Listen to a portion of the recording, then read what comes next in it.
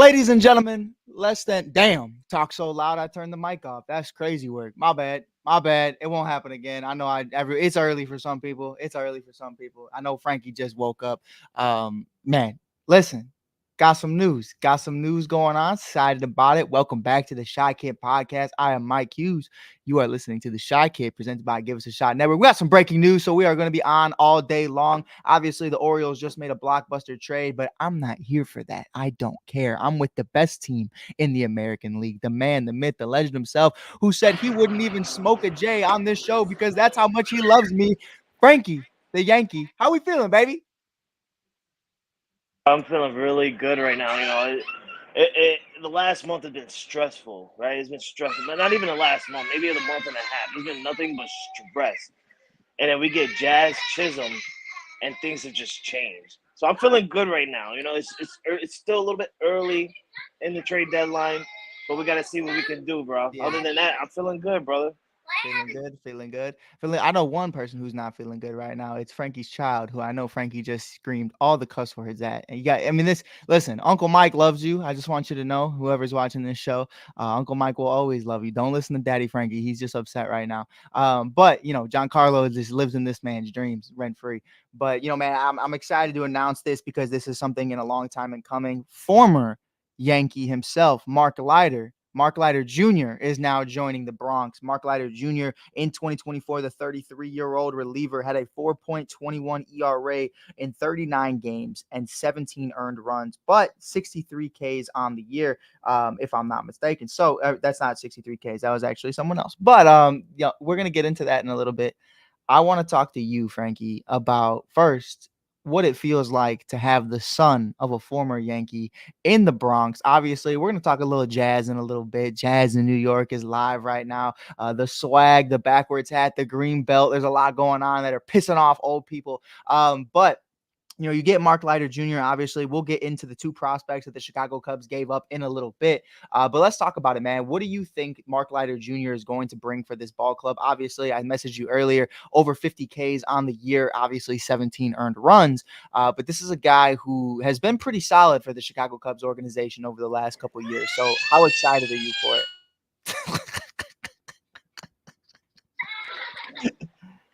I'm feeling good. I don't think you're happy about it. I don't think you're happy about it whatsoever. I'm feeling good, honestly. I mean, any type of extra arm in the bullpen is honestly a step forward from where we're going. Clearly, we had one of the best pitching to start the season, starting and bullpen wise, and then it just went downhill from there. I think around like late May, early June, it just disappeared. But I feel like any type of arm at this point is really good, and contacting with you on the outside of this before we got on and getting the rundown on his ERA and his strikeouts and everything like that, it's something that we can definitely use in the bullpen. Mind you, we got Michael Tonkin, who literally started the season off with two different teams, the Mets and I forgot who was the other team, but I know he came from the Mets, and then they DFA'd him. And then we signed him when he had like an ERA of almost 5. Yeah. But since signing with the Yankees, his ERA dropped to about a 2. That's just with the Yankees. I don't know his overall ERA. I think it's somewhere in between 3 or 4. Don't matter. But Only that it matters don't is the matter. game. Exactly. With the Yankees alone, his ERA is like a 2. Right. So I mean, Look at Jazz, bro. I mean, Jazz's difference right? between Miami this year. I mean, dude, I texted you. I ain't gonna lie. I'm not saying Frankie wasn't a fan of Jazz, but me and him were busting his balls earlier back in May. I went to 3 Miami Marlin games against the Chicago Cubs. This motherfucker didn't have a single hit until the very last day. Now he's just coming into the Bronx, 2 dingers off rip, gets a hit in his first game. The guy's swaggy. So I hear you, man. I mean, the Yankee effect is real. The Yankee effect is true. Where it just, you're in a better organization, you're in a better ball club. It's going to make you play better, look good, play good. Even though I think Jazz, I mean, the aura just doesn't look there. It's not there anymore. But Seen him in the pinstripes, yeah. You just seen him in the gray. Yeah, I saw him in the gray. So I'm giving it a chance. But man, let's talk about it for the Cubs' point of view. The Yankees organization has a great I mean, overall farm system right now is where I want to put it. Not even just pipeline, just the overall farm system has been great. Obviously, I've been in that well a couple of times already throughout the last couple of years. Kevin Alcantara for Anthony Rizzo. This ain't our first rodeo doing a trade together. But I want to talk about two guys for Mark Leiter Jr. Obviously, a lot of Cubs fans probably expected top prospects in return, but they didn't get that. We got a 29th ranked prospect out of the top 30 for the Yankees. That is just for the Yankees prospects. This is not top 100 in baseball. You shit out of luck. That ain't happening. And then we got a 22 overall in the Yankees top 30. So getting into those guys, Ben Cowles, 24 years old, double A, third baseman. He's played with James Triantos, Kevin Alcantara, former Yankee, in Arizona Fall League, where Arizona Fall League MVP James Triantos, shout out to him. And then obviously he played with Matt Shaw back in 2021. So he's with some familiar faces in the pipeline right now. I love that. Batting 294 on the year. 848 OPS. I love what we're seeing right now for the Cubs, stockpiling third baseman of the future. I mean, we went from last year not having a single fucking third boatload, and I don't know what that's going to mean.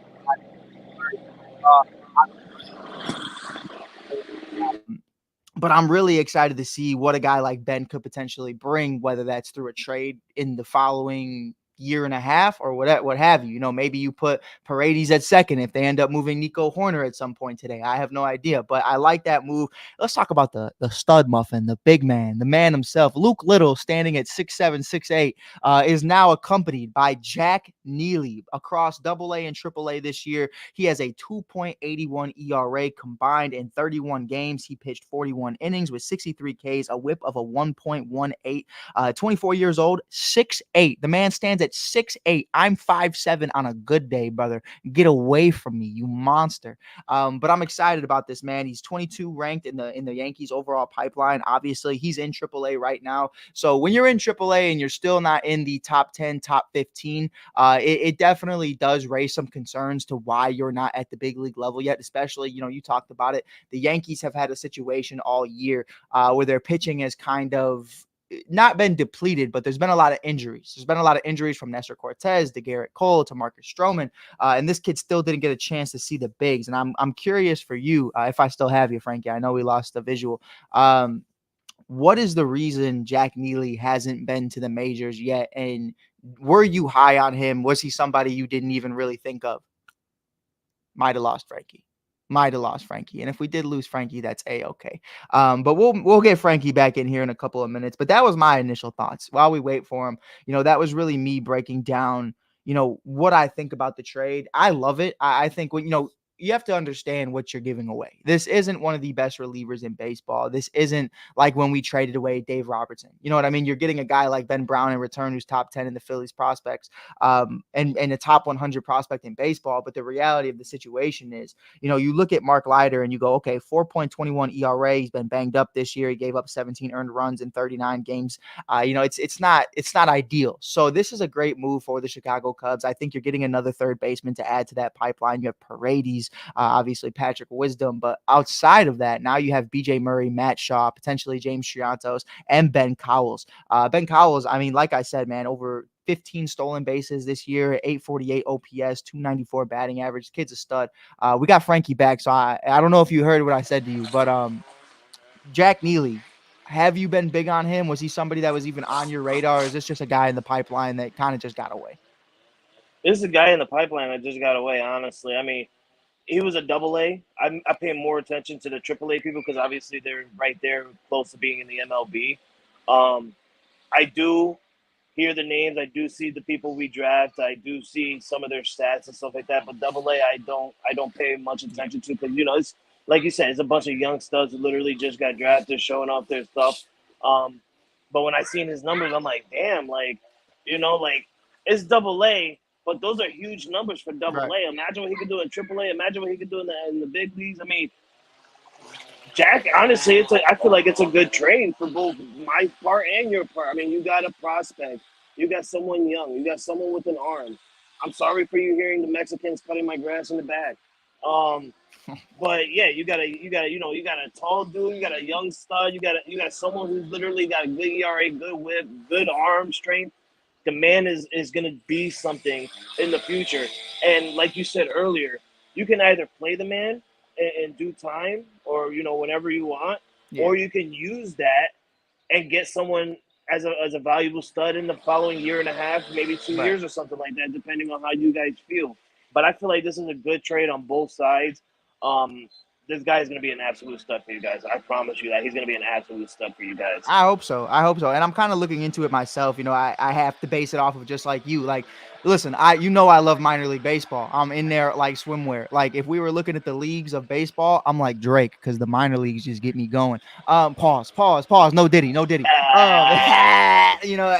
I'm with Frankie, man, it gets out of control. Um, but no, in all seriousness, man, you look at it for what it is and you understand that, I had to do my research on Jack Neely. I'm not out here understanding, exactly what's going on, exactly what we're doing, exactly who these guys are, because you have to do your research. Now, I was aware of Ben Cowles just because he was in Arizona Fall League with our guys in Mesa.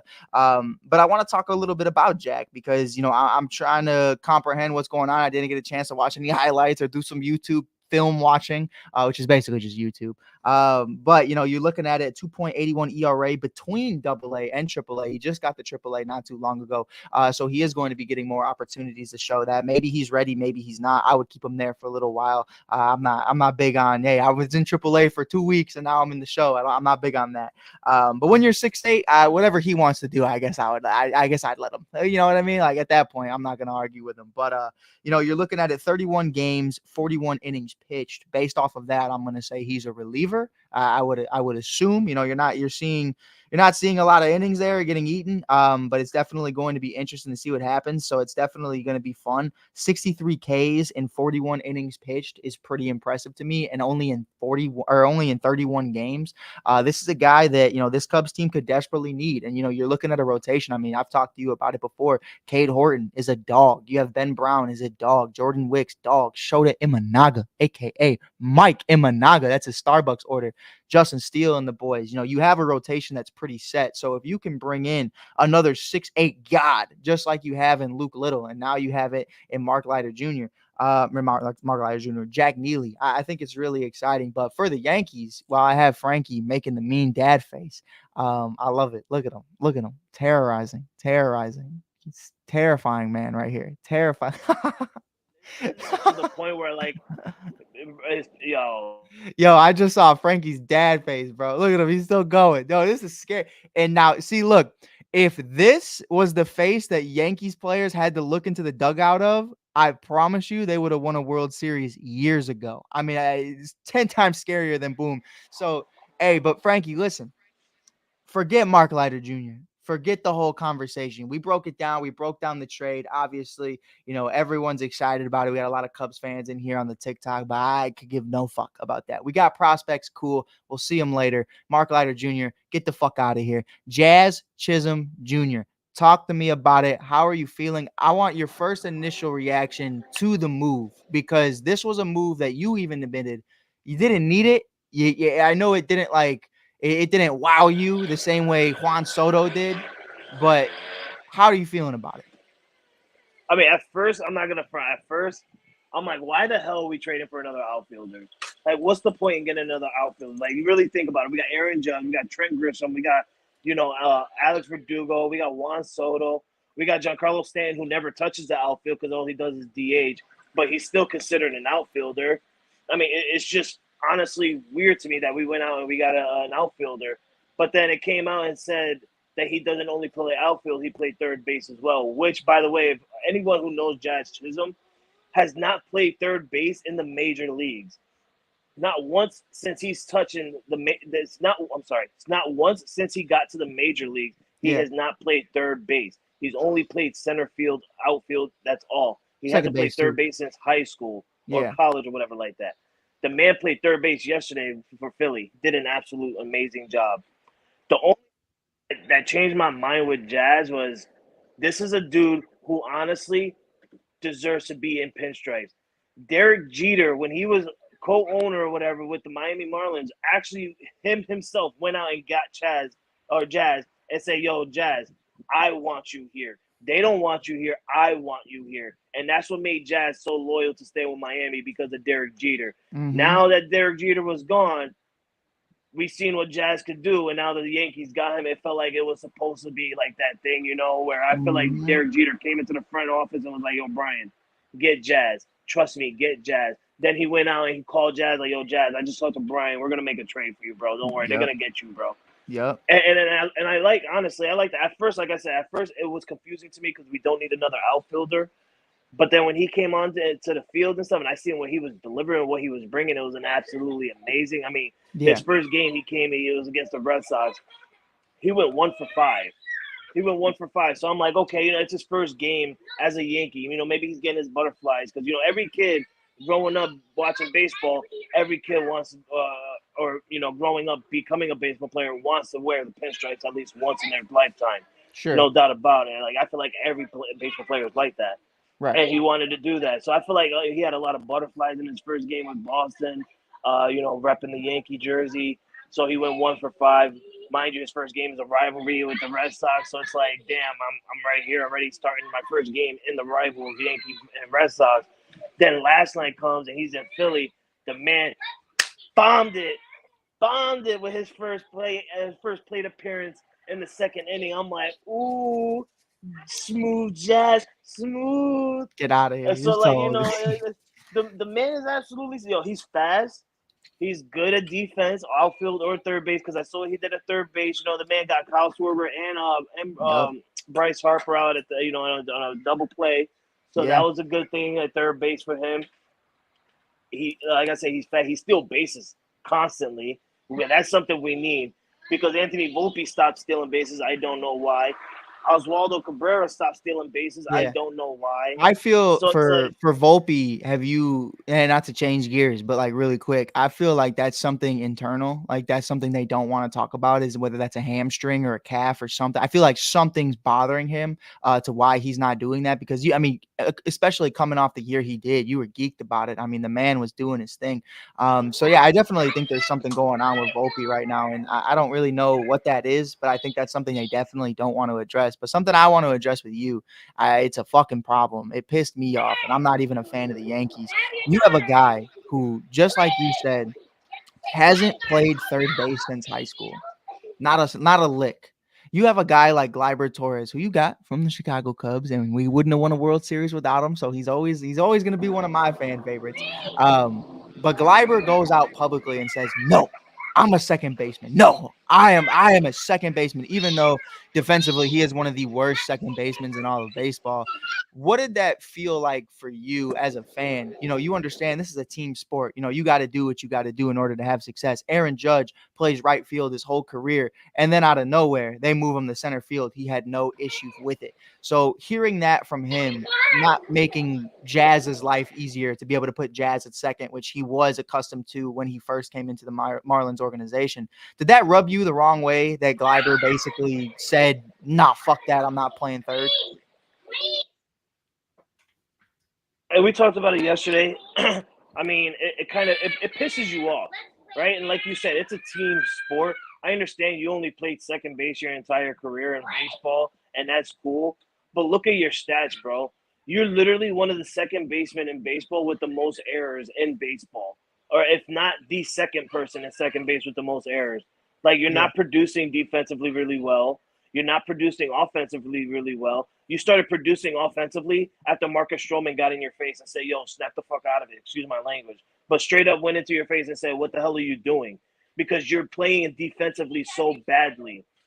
So if you're gonna go out and just sit there and say, "Well, I'm not going anywhere else. I'm playing second base," then bro, you're gone. And I That's you. guarantee Yeah. you, and I said that to you last night. I guarantee you, if he does not get traded by the end of tonight with the trade deadline, this is going to be Gleyber Torres' last year as a New York Yankee. Yeah. There's no doubt about it. I do not see Brian Cashman. I don't see Mr. Steinbrenner freaking signing him to an extension or anything like that. I feel like this is his last time as a Yankee, and I feel like he knows it, which is why all this season he's huffing and puffing in the dugout, throwing faces when he's getting benched, and then crying and complaining, just like yesterday, saying, Right. "Oh, well, I'm the second baseman. I'm not going to play anywhere else." That type of attitude right there just goes to show that there's some bad communication within the Yankees organization with Gleyber Torres, and I think it's done with him. Like I feel like the Yankees are absolutely done with him. they can go out and they can find a better second baseman. We Mm-hmm. still don't forget we still have Oswaldo Oswald Cabrera. Peraza. No, Oswald Peraza, who Cabrera? can play second base. Yeah. He was on the injured list. He's Yeah. back. I don't know what's going on. I don't know if he's doing rehab or anything like that. But we have him that can play second base. We have Oswaldo Cabrera who can literally play anywhere. He's done it. Anywhere. He's done it. He's done anywhere. Hey, man This was year he even carrying my pitched. fantasy team for the first month of baseball. I mean, what a stud. And then, Like the funniest part was what I sent you last night with DJ LeMahieu in the last 46 games has less home runs than Jazz does in 2 games with the Yankees. I mean, it's definitely telling that, they're out with the in with the new. So it's definitely going to be interesting to see what happens for the Yankees. And I think it's going to be a lot of fun to really see a guy like Jazz in the Bronx. And I think when we talk about that, man, you've been there for years. You've been there since everything was, fine and dandy, to winning championships, to the steroid era, to everything, bro. You've been there. Frankie's old as fuck. No, but in all seriousness, man. I did just see that the Diamondbacks acquired Josh Bell. We also know that the Orioles just made a huge move for Trevor Rogers from the Marlins. There's a lot going on right now. But before we get into playoffs and everything else, because I know you got to go, you got motherfuckers cutting your grass, you got babies crying. I mean, Frankie's a busy man, bro. He's got a lot going on. He not only that, but he is the face of New York Yankees fandom. So he's got a lot on his back right now. But Jazz is carrying swag on his back in the Bronx right now. This is an organization that says, if you have any political beliefs that are not our own, get the fuck out of here. You have a beard, get the fuck out of here. You have anything that is not Yankees organization, get the fuck out of here. So I'm going to ask you this right now. When you saw the backwards hat and the green belt pulling up to the game, having this new era of swag, having the chains, the Jordan gear, everything that goes on with Jazz Chisholm Jr., how excited are you to see that be a part of the organization, to see that be something that you're going to be accustomed to? Now, I do want to point out, he's not the first guy to do it. Juan Soto wears his hat backwards from time to time, but he don't wear it like Jazz does. So having someone like that in the ball club, in such a prestigious organization that is kind of accustomed to not wanting stuff like that. How dope is it to really have somebody like that in your organization? Because it's not often. Marcus Stroman's here, and that was a difference maker because we know who Stroh is. But what's it like having a little bit of Jazz in the Bronx? I love it. I love it, bro. It makes him feel like he's an actual New Yorker. I mean, you got Marcus Stroman who wears the do rags, which I love because Austin Wells is a white boy, and every time Marcus Stroman is pitching to him, you got Austin Wells wearing the do rag as well. It's like they're the do rag twins. And then, like you say, you got Juan Soto who comes in and he wears the hat backwards, but he doesn't do it like Jazz Chisholm does. And I feel like he fits with this organization. I absolutely love it. It makes me feel like welcome home. Like you haven't even been here, and I'm just like, yo, welcome home. So, you know what? Makes me want to be the Jazz. Like you know what Oh I'm no, saying? Like no, no! You don't got the we hair about to for it. You don't fly got the with the hair for Jazz. it. Nah, yeah, I don't got the little tweeds. Fuck it, but I miss Frankie's hair. No, I'm kidding. nah, but I like it, man. I feel like he fits really well. He definitely changed the culture within the dugout in the locker room. As soon as he walked Yeah, in, everything has changed since my man have came to New York. I feel like everybody's more activated. Everybody's more, how can I say it? More like in a brother type. Every organization should be in a brother type relationship, and I feel like the Yankees the last month and a half haven't been like that. mm, DJ LeMahieu coming back hasn't been doing what he's doing. Gleyber Torres, for example, hasn't been doing what he's doing. Something wrong with Anthony Volpe because he hasn't been looking like how he right. has been since last year. So I feel like having Jazz Chisholm come into this locker room has changed the momentum and it has changed the environment of this New York Yankee roster. And I just can't wait to see more throughout the year, man. Yeah, Like you said, he was with Miami, 13 home runs in the season. 1 game or 2 games in as a Yankee, the man already got 2 home runs. yeah. I can't wait to see what this man brings, and I can't wait to see what the Yankees gonna do later on today. Through this trade deadline. Yeah, so here I got a couple more topics for you before we get you out of here. We'll try to hit that 30-minute mark.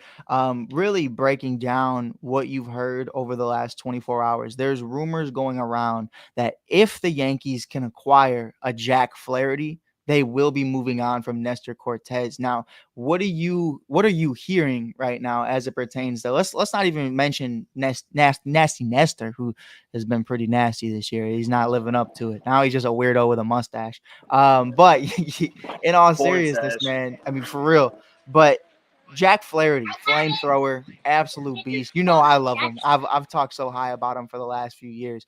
Having someone like him in the organization, what would that mean for you guys and this rotation? Who obviously guys like Marcus Stroman have struggled, trying to get things going on. So, what do you think about it? Okay, I mean, the man's got a crazy cannon arm. I've dealt with this guy. We've been with the Tampa Bay Rays and stuff like that. I mean, I've seen his arm type. I've seen the speed that he throws. I think that's another arm that we can definitely use in the bullpen. Um, I think that we should make him as our closer because Clay Holmes is absolutely terrible. Like Clay Holmes is not the closer that we thought he should have been. The man started off the season literally like 15 games into the season with a 0 ERA, and then that just jumped from a 0 ERA to about a 4 or 5 because the man just don't know how to, you know, complete a game and get some saves. Instead, he just blowing games out when there's 2 outs and shit like that. It Mm, pisses me off. I'm sick and tired of Clay Holmes. At this point, I'm like, why did they ruin the relationship with the Aroldis Chapman? Because we should have kept him around because Clay Holmes is shitty. Um, but having Jack Flaherty, if he was to come in, I definitely think that the Yankees and Aaron Boone are going to make him the new closer just because of what he can do and what he can bring to the Yankees organization. Um, but if they want to make him into a reliever and keep Clay Holmes as a closer, then all you know do it. But this is this exact situation that's gonna get Aaron Boone fired right. because you're making a trade for someone like Jack Flaherty who can literally be your best closer, and you can put Clay Holmes in the eighth inning spot or whatever.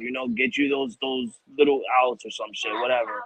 But you got to put Jack Flaherty as your closer to get those games that you need to win. Because you keep Clay Holmes in that closing position, he's gonna continue to blow games, and he's gonna blow games in the very important games, just like playoffs, World Series, for example. When you get Jack Flaherty, make him our closer. I like it. I mean, I like it. I think he's had a really great performance thus far this season. I think he's earned that starting role. So I don't even know if he would want to do that.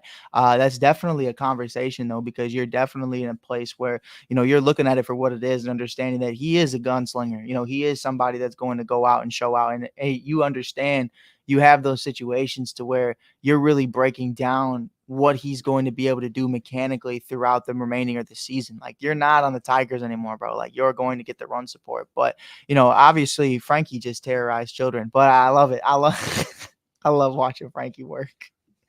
I love It's every time I'm live doing a show. It's either my show, it's either your show. I could be on it ESPN. could Like be it anyway. doesn't matter. Any show. My kids want to sit next to me. They want to see me do my thing, but they just keep talking and talking. And it's like, shut the hell up. Get the hell out of here. Like what the. And then my kids are like, well, can I say, because they see you on here. So they're like, well, can I say a hi to him?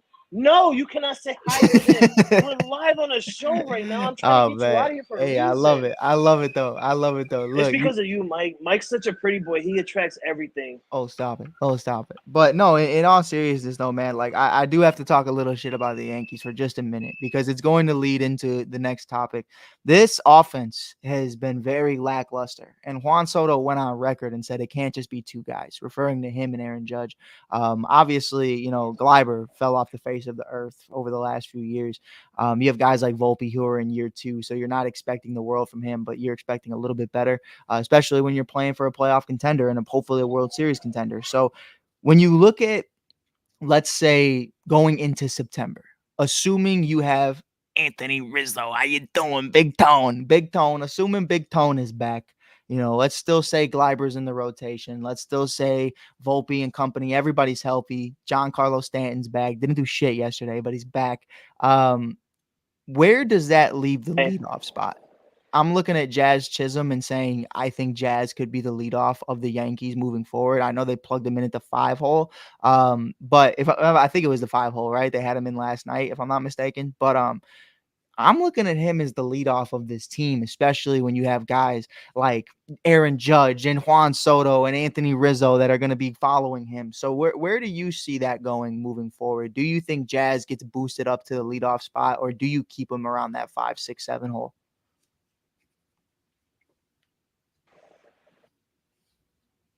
Honestly, because like I like Verdugo in that number one spot. I really do. I like him at that leadoff spot. But he's also well as cleanup. I like him, at cleanup. If you wanna move Verdugo down to cleanup, then I'll say put Jazz as your starting number one guy. Um, Five. I will keep Jazz at five. If it was me and it was my lineup with all these guys coming back, Anthony Rizzo and stuff, the Don, all of them Hey, coming Darren. back. I will have it Verdugo leading off, followed with Juan Soto, Aaron Judge, have Giancarlo Stanton as your cleanup, followed by Jazz Chisholm. We're gonna have to drop Rizzo down probably about 6 or 7, just because he's Yeah. coming back from an injury and he hasn't been doing well Pretty before his big injury. one. So Yeah. yeah, so I'll put him at number 6, maybe 7, depending on how Volpe turns out, because Volpe batted ninth last night. This is a man who started the season at leadoff and now he's batting ninth. So people say that is bad.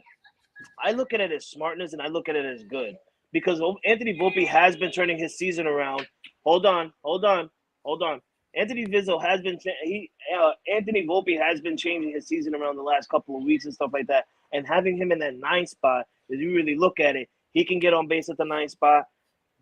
Verdugo could get on base at first, at leadoff, and then followed by Soto and Judge. Anything can happen with those four hitters. Yeah. So I kind of like it there, but if it's my lineup, I will move Volpe up a little bit, and then it's kind of weird, because if Rizzo comes back, that means Ben Rice is going back down. Yeah.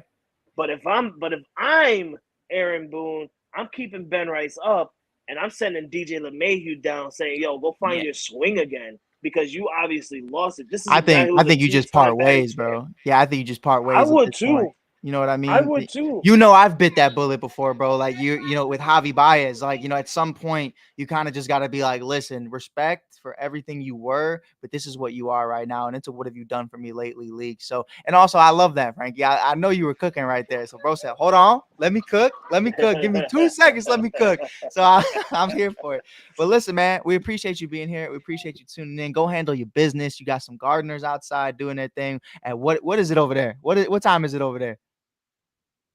6 Eastern time. 2 Eastern time, and they're fucking cutting Yeah, grass. It's crazy work. But listen, man, I appreciate you damn being here. Mexicans. This is Frankie's Puerto Rican, so that's why he can get away with those things. But in all seriousness, man, we appreciate you being here. This is Frankie the Yankee, Frankie Cruz of ESEN, doing stuff all the time. You can check him out on all social media platforms at Frankie the Yankee or Frankie Cruz, or go on ESEN on Facebook and YouTube, if I'm not mistaken. You can always check out them, Jay McLovin and the boys as well. But we'll be doing our thing. We'll be still live throughout, obviously, the entire day if there are any more Cubs moves or anything that's just blockbuster trade worthy. But we'll be talking about it later. Appreciate you guys being here. This is Mike Hughes from Give Us a Shot Network. Make sure you give us a shot, give us a like, subscribe, follow below. You can see other sexy, amazing, beautiful people on this network as well, other than my ugly mug. Until then, Mark Leiter Jr., we love you, baby. Go home, make dad proud. To the boys we just got, get ready, because I'm sick and tired of talking about prospects. Until then, we are in there like swimwear. Peace. Give them a shot to do what?